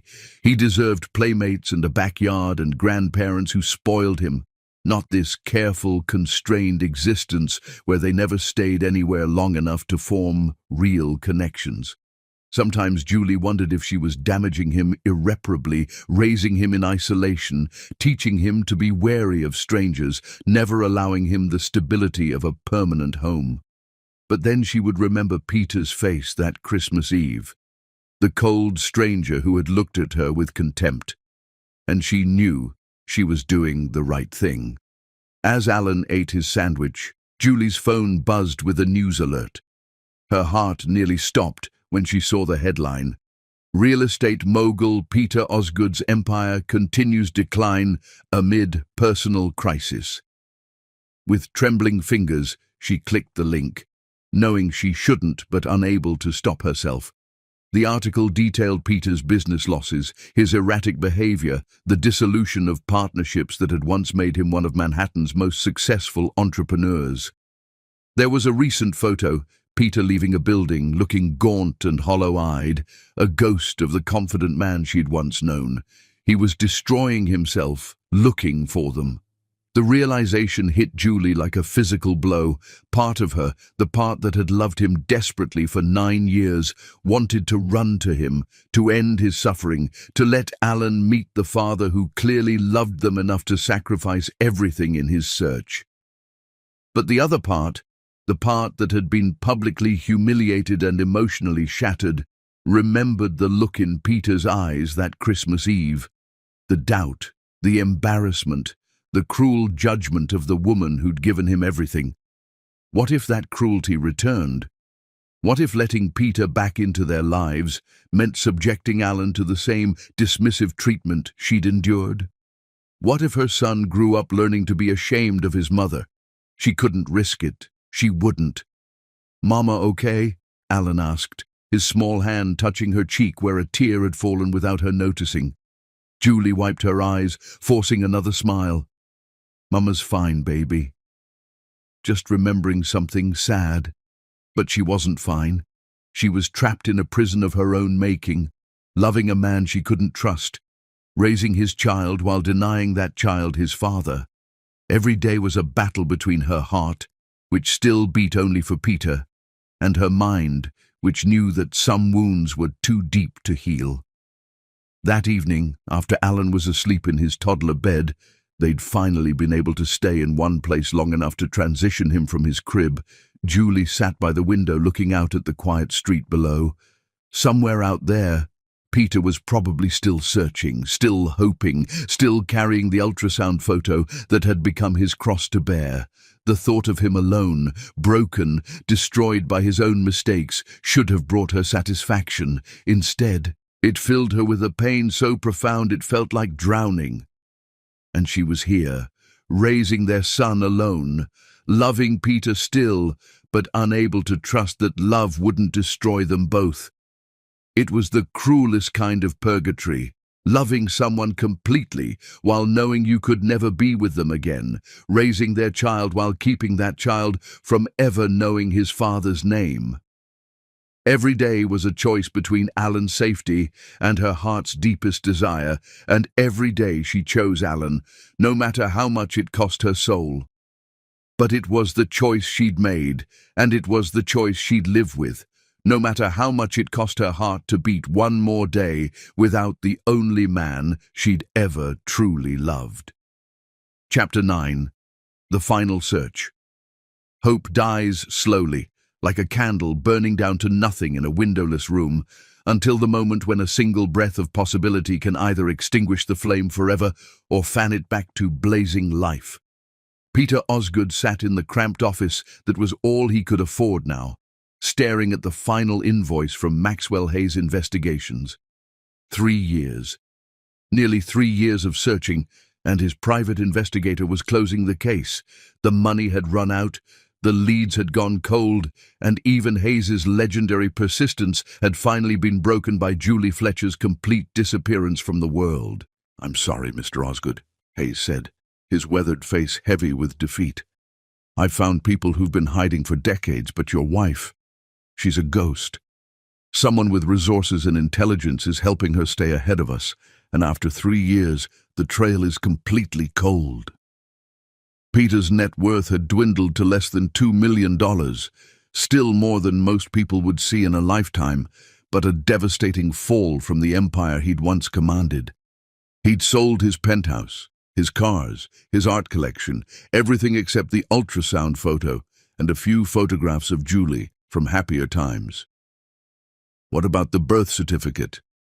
Alan Fletcher. "That's the only concrete evidence we have that your son exists, and it's 3 years old. No school enrollments, no medical records, no social media presence. It's like they both vanished into thin air after Portland. Alan would be almost 3 now. Walking, talking, probably asking endless questions the way toddlers did." Peter tried to imagine what his son looked like. Did he have Julie's laugh, Peter's stubborn streak, his grandmother's eyes? The not knowing was torture that had worn Peter down to a shadow of his former self. "There's one more thing," Hayes said reluctantly. "It might be nothing, but—" Peter's head snapped up, desperate hope flaring in his chest. "Tell me." "A colleague of mine in Boston thinks he spotted someone who might be Julie's college roommate. Rebecca Martinez. If anyone would know how to contact Julie, it would be her." Boston. Peter's last hope lived in Boston, and he had just enough money left for one final search. If this didn't work, he would have to accept that Julie and Alan were gone forever. The flight to Boston felt like traveling to his own execution. Peter pressed his face to the window, watching the city spread out below him like a map of his dwindling possibilities. Rebecca Martinez lived in Cambridge, worked as a social worker, and according to Hayes's research, she'd been Julie's maid of honor at their wedding. The small apartment building where Rebecca lived was modest, but well-maintained. Peter stood outside her door for 10 minutes, gathering the courage to knock. What if Rebecca refused to see him? What if she told him to leave Julie alone? What if this last thread of hope snapped in his hands like all the others? The woman who answered the door was older than Peter remembered, her black hair streaked with grey, but her eyes were the same fierce brown that had warned him during the wedding reception that if he ever hurt Julie, he'd answer to her. "Peter Osgood," Rebecca said, her voice cold as winter steel. "I wondered when you'd find me. Rebecca, please. I need to know where Julie is." "Do you?" Rebecca stepped back but didn't invite him in. "Do you really? Because from where I stand, you destroyed the best woman I've ever known, and now you want to finish the job." The words hit like physical blows, but Peter pressed on. "I made a terrible mistake. The worst mistake anyone could make. But I love her, Rebecca. I love Julie, and I love our son, and I just need a chance to—" "Our son?" Rebecca's eyes widened with surprise and something that might have been pity. "You know about Alan?" The confirmation that his son was real, that Alan truly existed somewhere in the world, nearly brought Peter to his knees. "I found his birth certificate." Alan Fletcher. Is he healthy? Is Julie okay? For a moment, Rebecca's expression softened. He's beautiful, Peter. He has your eyes and your stubborn chin. But thankfully, he has his mother's heart. And yes, they're both healthy. No thanks to you. Where are they? The steel returned to Rebecca's voice. Even if I knew, which I don't, I wouldn't tell you. Do you have any idea what you did to her, what you put her through? No, you don't know. Rebecca stepped fully into the hallway, closing her apartment door behind her. Julie called me that night, Christmas Eve, crying so hard I could barely understand her. She said the man she'd loved for 9 years had looked at her like she was nothing, like she was an embarrassment he needed to get rid of. She was pregnant and alone and terrified, and it was all because of you. Peter's vision blurred with tears he'd held back for 3 years. I was manipulated by my mother. I know that's not an excuse, but you're right. It's not an excuse. Julie was your wife. She deserved your protection, not your cruelty. Rebecca paused, studying Peter's haggard appearance. But she still loves you, you know. That's the tragedy of it all. After everything you did, she still loves you enough that it's destroying her to keep Alan away from you. The words were a knife to the heart and a lifeline at the same time. Then tell me where she is. Let me apologize. Let me meet my son. I can't, but I can tell you this much. Julie works remotely for a small publishing house in Boston, Hartwell and Associates. She edits manuscripts under the name J.A. Fletcher. Rebecca's expression was grim. If you truly love them, Peter, you'll leave them alone. Julie has built a life where she feels safe. Don't destroy that too. But Peter was already turning away, hope blazing in his chest for the first time in months. Julie was in Boston. She was close, closer than she'd been in 3 years. Hartwell and Associates occupied a converted brownstone in the Back Bay. Peter spent 2 days watching the building, learning the rhythms of the small staff, waiting for a glimpse of the woman who had haunted his dreams for 3 years. On the 3rd day, he saw her. Julie emerged from a coffee shop across the street, and Peter's heart stopped completely. She was still beautiful, thinner than he remembered, her hair shorter, but unmistakably the woman he'd married and lost. She wore jeans and a simple sweater, looking younger than her years, but with a wariness in her movements that broke his heart. And beside her, holding her hand with the complete trust that only children possessed, was Alan. Peter's son was perfect, dark hair that curled slightly at the ends, warm brown eyes that were exactly like Peter's own, skin the beautiful shade that came from his mixed heritage. He was chattering animatedly to Julie, gesturing with his free hand, and when he laughed at something she said, Peter heard an echo of his own childhood laughter. For a moment, Peter forgot to breathe. This was his child, his and Julie's, walking through Boston like any other toddler with his mother, completely unaware that his father was 30 yards away, drinking in every detail of his face. Julie looked up suddenly, her gaze scanning the street with the hyper-awareness of someone who'd spent 3 years running. Their eyes met across the distance, and Peter saw her face go white with terror. "Alan, come on, baby," Julie said urgently, scooping their son into her arms and starting to run. "Mama, why running?" Alan's voice carried on the wind, confused but not frightened, trusting his mother's judgment completely. Peter ran after them, his heart pounding with desperation. "Julie, please, just let me talk to you." But Julie was already at the corner, climbing into a taxi that had been waiting with the engine running. She'd been prepared for this moment, had probably planned escape routes from every location they visited. The taxi pulled away from the curb just as Peter reached it. Through the rear window he caught one last glimpse of Alan, looking back at him with curious eyes. And then they were gone, disappeared into Boston traffic like a dream he'd finally grasped, only to watch it slip away again. Peter stood on the sidewalk, gasping for breath, his hands shaking from adrenaline and heartbreak. He'd seen them. He'd actually seen his son, heard Alan's voice, witnessed the love between mother and child that should have included him. But he'd also seen the terror in Julie's eyes, the way she'd run from him like he was her greatest enemy. 3 years of searching, 3 years of hoping, and the woman he loved was still so afraid of him that she'd grabbed their child and fled the moment she saw his face. That night, in his cheap hotel room, Peter stared at the ceiling and finally understood the truth Rebecca had tried to tell him. Julie wasn't just hiding from him. She was protecting Alan from the possibility that Peter might hurt their son the way he'd hurt her. And maybe, Peter thought with crushing clarity, she was right to do it. Maybe love sometimes meant staying away from the people you loved most, if your presence in their lives would cause them more pain than joy.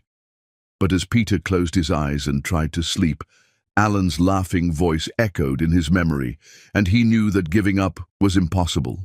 His son deserved to know that his father had never stopped looking for him, never stopped loving him, never stopped regretting the moment that had torn their family apart.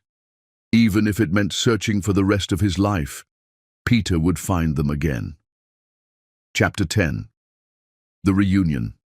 Sometimes the greatest miracles begin with the smallest voices, and the deepest wounds are healed not by grand gestures or perfect words, but by a child's innocent heart that sees love where adults see only fear and failure.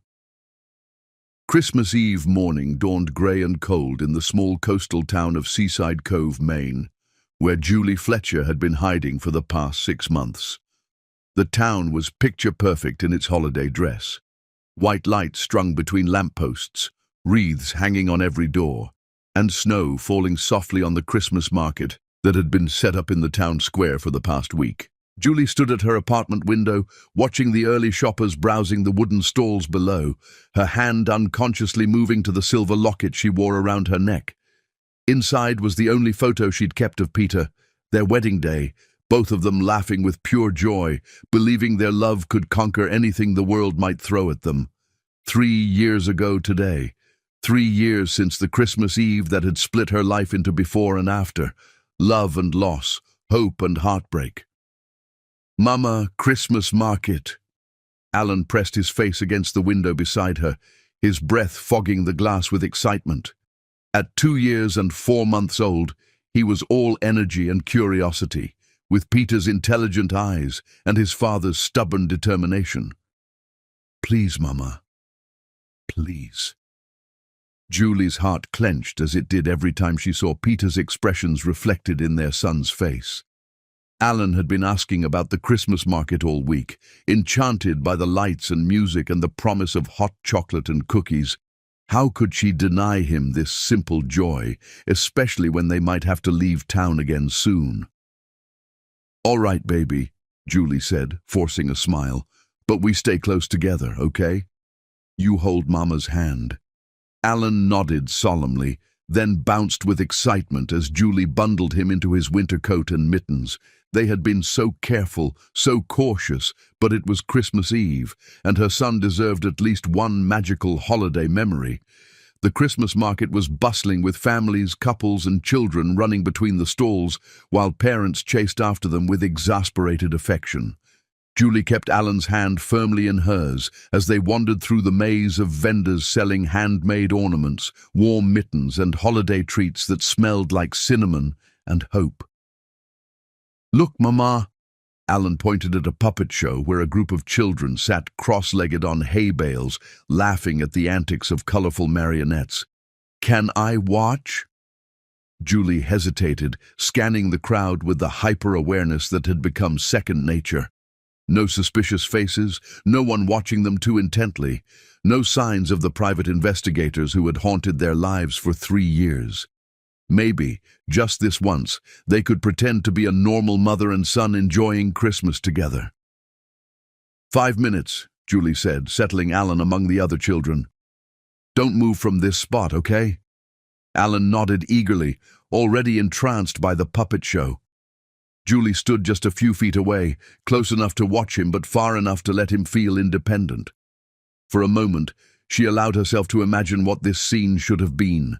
Peter standing beside her, his arm around her shoulders, both of them watching their son's delight with shared joy. The fantasy was so vivid she could almost feel Peter's presence, could almost hear his voice saying something funny about the puppet show that would make her laugh despite herself. The longing hit her like a physical pain, sharp and sudden, and she had to close her eyes against the tears. When she opened them again, Alan was gone. "Alan!" Julie's voice cracked with instant panic. The hay bales where her son had been sitting just seconds before were empty, the other children still watching the show, their parents chatting nearby. "Alan!" Julie pushed through the crowd, her heart hammering against her ribs, terror flooding her system like ice water. The Christmas market suddenly seemed enormous, full of hiding places and strangers, and 1,000 ways a 3-year-old could disappear or get hurt. "Alan! Alan, where are you?" Meanwhile, 50 yards away near the hot chocolate stand, Peter Osgood knelt in the snow beside a small boy who had wandered away from the crowd, looking lost and overwhelmed by the bustling market. Peter had been watching the Christmas festivities from a distance, torturing himself with thoughts of Julie and Alan somewhere in the world, probably celebrating their 3rd Christmas without him. When he'd seen the little boy standing alone, crying softly, Peter's instincts had taken over. Only when he knelt down to the child's level did he see the face that had haunted his dreams for 3 years. The boy had Peter's eyes, exactly Peter's eyes, warm brown with flecks of gold, set in a face that was a perfect blend of his features and Julie's. This was Alan, his son. The child he'd been searching for desperately was standing right in front of him, tears streaming down cheeks that looked exactly like Peter's own had at that age. "Hey there," Peter said gently, his voice shaking with overwhelming emotion. "Are you lost?" Alan looked up at him with those familiar eyes, studying Peter's face with the serious attention that 2-year-olds brought to important decisions. "I can't find Mama," he said in a small voice that broke Peter's heart into 1,000,000 pieces. "What's your name, buddy?" "Alan. Alan Fletcher." The boy wiped his nose with his mitten, still studying Peter intently. "Who are you?" The question hit Peter like a lightning bolt. How do you tell your 3-year-old son who you are when you've never been part of his life? How do you explain love and loss and the terrible mistakes that keep families apart? "My name is Peter," he said carefully, "and I've been looking for you for a very long time." Alan tilted his head, processing this information with the swift intuition that children possessed. "Are you my daddy?" The simple question shattered what remained of Peter's composure. Tears started flowing down his face, tears of joy, of grief, of 3 years of accumulated love and loss and desperate longing. He nodded, unable to speak, unable to do anything but memorize every detail of his son's perfect face. "Daddy!" Alan threw himself into Peter's arms with the complete trust that only children could give, hugging him with small but strong arms. "I knew you would come. Mama said maybe someday, and now it's someday." Peter held his son against his chest, breathing in the scent of his hair, feeling the rapid beat of Alan's heart against his own. This was his child, his and Julie's, warm and real and more beautiful than every dream he'd carried for 3 years. "Alan! Alan!" Julie's voice cut through the market noise, sharp with terror. Peter looked up to see Julie running toward them, her face white with panic and something that might have been fury. She stopped short when she saw them together. Peter kneeling in the snow with Alan in his arms, both of them crying. "Mama!" Alan waved from Peter's embrace, completely unaware of the emotional storm raging between his parents. "Look! My daddy came, just like you said!" Julie stood frozen, her chest heaving, her hands trembling. For 3 years she had imagined this moment, planned for it, feared it, and now that it was here, she had no idea what to do. Peter looked older, thinner, broken in ways that made her heart ache, despite everything that had happened between them. "Let him go," Julie said quietly, her voice steady despite the tears starting to fall. Peter didn't argue. He kissed Alan's forehead and gently set him on his feet, but Alan immediately reached for both their hands, standing between his parents with the satisfied expression of a child who had solved a puzzle the adults couldn't figure out. "Julie," Peter said, his voice raw with emotion, "please, just let me explain." "There's nothing to explain. You made yourself very clear 3 years ago." "No, I didn't. I was an idiot, a fool, the worst kind of monster. My mother poisoned me against you, but that's no excuse. I should have protected you, defended you, loved you the way I promised I would. Instead, I destroyed everything good in my life." Alan looked between them, his small face serious.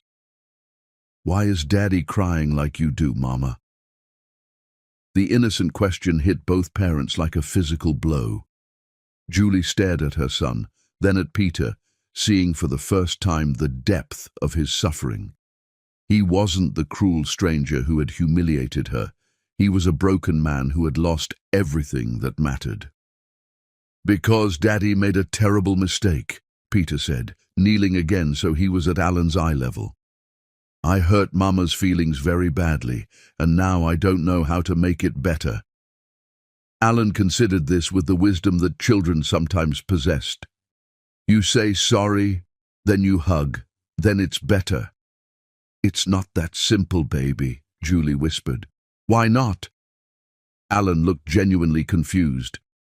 "When I'm mean, I say sorry and you forgive me. When you're sad, I hug you and you feel better.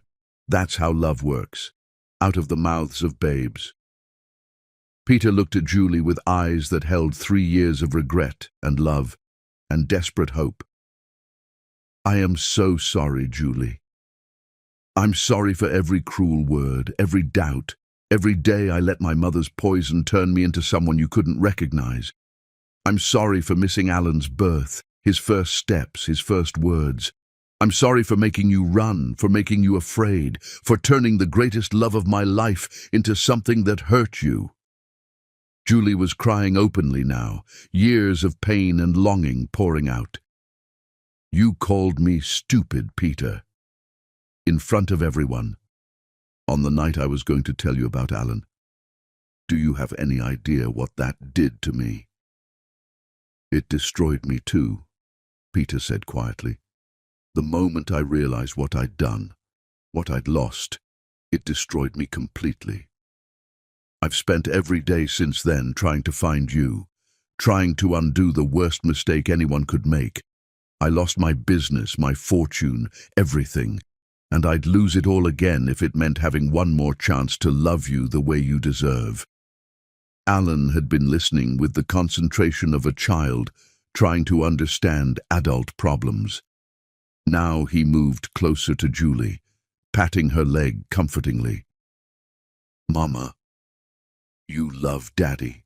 Julie looked down at her son through her tears. "Yes, baby. I never stopped loving Daddy." "Daddy, you love Mama?" Peter's voice was thick with emotion. "More than anything in the world. More than life itself." Alan nodded with satisfaction. "Then come home, Daddy. We have cookies." The simple invitation, delivered with such innocent faith, broke the last of Julie's defenses. She looked at Peter, really looked at him, and saw not the successful businessman who had grown too big for their love, but the man who had spent 3 years and everything he owned trying to find his family. "I was so scared," Julie whispered. "Scared you'd decide Alan wasn't good enough either. Wasn't what you wanted for your perfect life." Peter stood slowly, his eyes never leaving hers.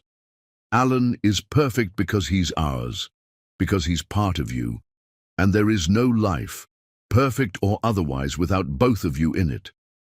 Julie took a shuddering breath, feeling the walls she'd built around her heart beginning to crumble. "I don't know how to trust again, Peter. I don't know how to stop being afraid."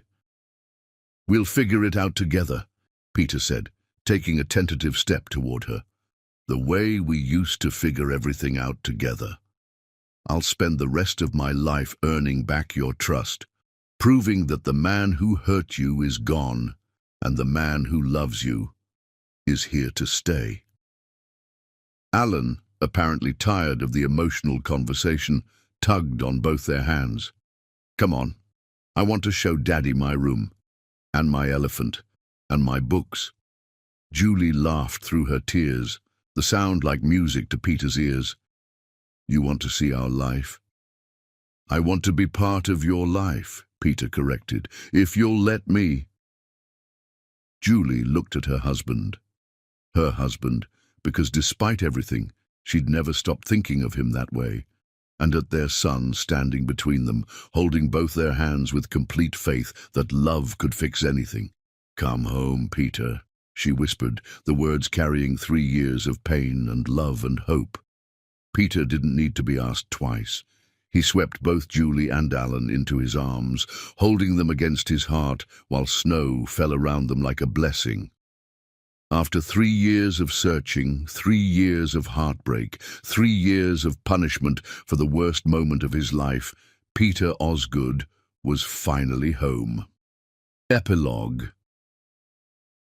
Christmas morning dawned bright and clear in the small apartment above the bakery. Peter woke to the sound of Alan's excited whispers and Julie's soft laughter from the living room, where they were arranging presents under a small tree that hadn't been there the night before. "Daddy! Wake up! Santa came!" Alan bounded onto the bed, launching himself into Peter's arms with the fearless joy of a child who had never doubted he was loved. Julie appeared in the doorway, her smile tentative but real, holding 2 cups of coffee, his prepared exactly the way he liked it, a ritual she'd never forgotten, despite 3 years apart.